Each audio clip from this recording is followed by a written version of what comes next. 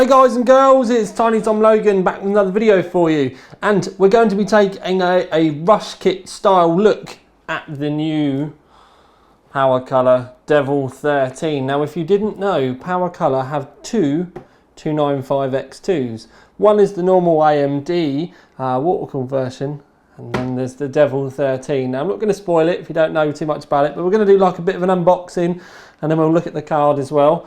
But when we first open the box, you get greeted with your manuals, your CD, and this weird multi-layered skull thing that I keep forgetting how to do. Oh, it's round the back here, that's the way we have to do it.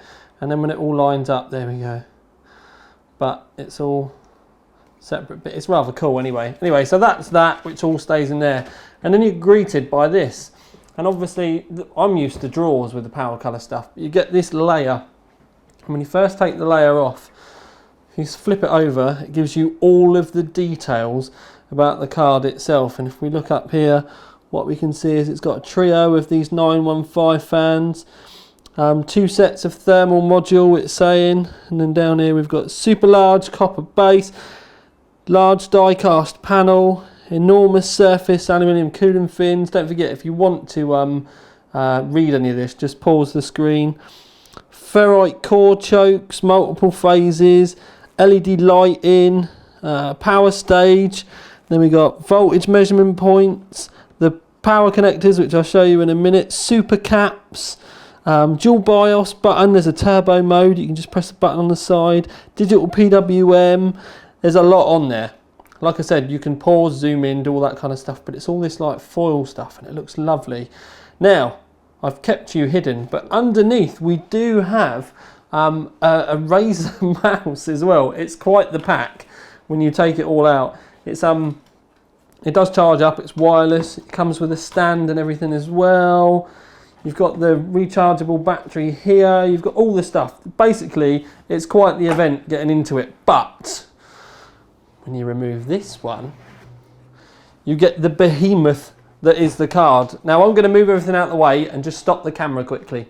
Right, so I've been trying to keep it certain parts quiet about it, but the big shocker isn't the fact that it's triple slot design. The big shocker isn't really the fact that it's a 295X2 that's air cooling. The bit that really made my jaw hit the floor is the 4 8-pin power connectors on one card. I was absolutely gobsmacked with that. I mean, it's just nuts. Think about the cabling. Now, what we can do is kind of look around. These fans are funky as look, because they've got 2 little like separate blades on them. There's not really an exterior shroud either, which is also quite funky. Now they obviously taming 2 fully fledged 290s on one card is going to be hard work. I mean, let's face it, it's hard enough for one. So, you know, they're saying that it's the most, like the best and most efficient air cooling solution that they've ever made. And I think it's going to have to be. There's a large, I think you can just about see it down here, cast bit, like there's a heatsink pretty much covering most of the PCB. You can see it up there. You've got the large copper area at the bottom for the cores. Then you've got masses of fins. As you can see, they actually even pop up around the fans. There's a big old chunky heatsink on the back, but again, they've done it back to front. So when it's in, you get upside down, and it's a bit of a shame because it's even got Roy Taylor's signature on it. I find it kind of weird when you see stuff like this on it, because I've met and drank and eaten with Roy.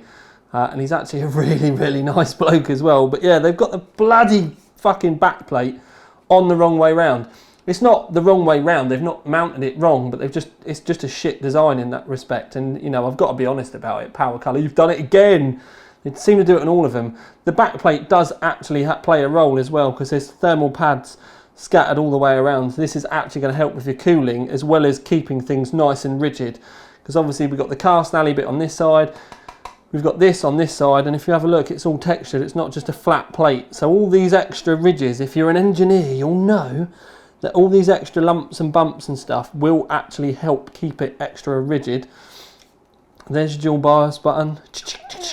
We will get to play with all this. Connections around the back, just normal really. But it's just the fact that it's absolutely chuffing huge. It's quite the looker. Now, one thing I will say is the shroud, the red and the black bits are actually separate. So if you're mad enough to want to mod this card, you could technically mod it to match your rig. I have to admit, I would be quite partial to leaving the red and then painting this white, the black bits white. I will get my words out, to make it extra funky. But Powercolor Devil13 twin 290X card, 4 8-pin connectors, air cooled. We're going to be doing a review on it very soon. So make sure you keep an eye on the main Overclock 3D TV YouTube channel, and we will be back soon.